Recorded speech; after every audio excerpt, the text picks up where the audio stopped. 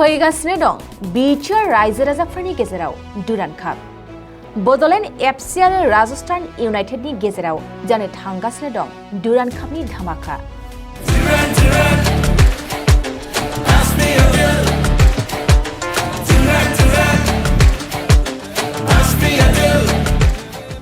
नोंथांमोननि गेजेराव बिटिआर सरकारनि नाजानायाव लानानै फैगासिनो दं फैगौ 5 आगस्तनिफ्राय 24 आगस्त कालारसिम।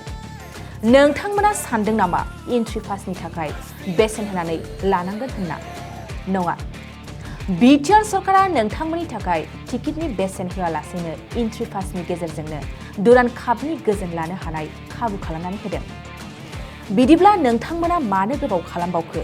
फैगौ 5 आगस्टआव फैदो, गोजोननि नोगोर क'क्राझार साइ स्टेडियामाव फै आरो डुरान्ड कापनि गोजोन लाफै।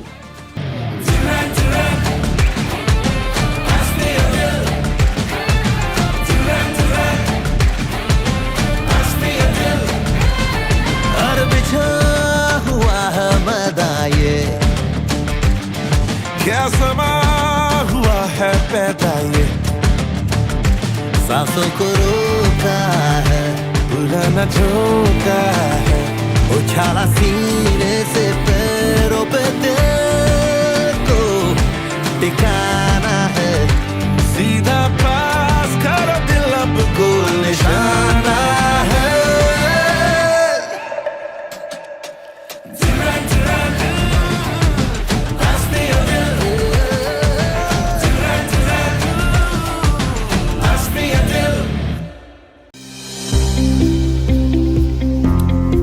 सोलोंथाइ बोसोर 2023-24 नि थाखाय फरायसाफोरनो गोदानै मुं थिसननाय लानानै फैदों क'क्राझारनि डक्टर सभा ब्रह्म मिउजिक आरो फाइन आर्ट्स कलेजआ।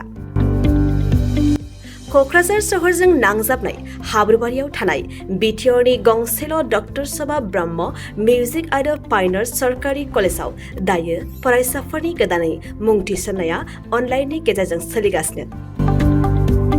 फरायसाफोरा क'क्राझार मिउजिक एन्ड फाइन आर्ट्स.in वेबसाइटआव थांनानै मुंखौ थिसननो हागोन।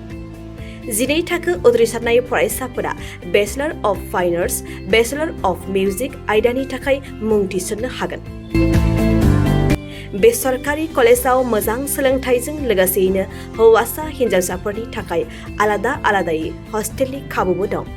गोसो गोनां फरायसाफोरा क'क्राझारनि डक्टर सभा ब्रह्म मिउजिक आरो फाइन आर्ट्स सरकारि कलेजआव गोदानै मुं थिसननोब्ला नैबे मबाइल नम्बर 9085292451 आरो 93654912557 आव थोंजों सुलाद लानो हागोन।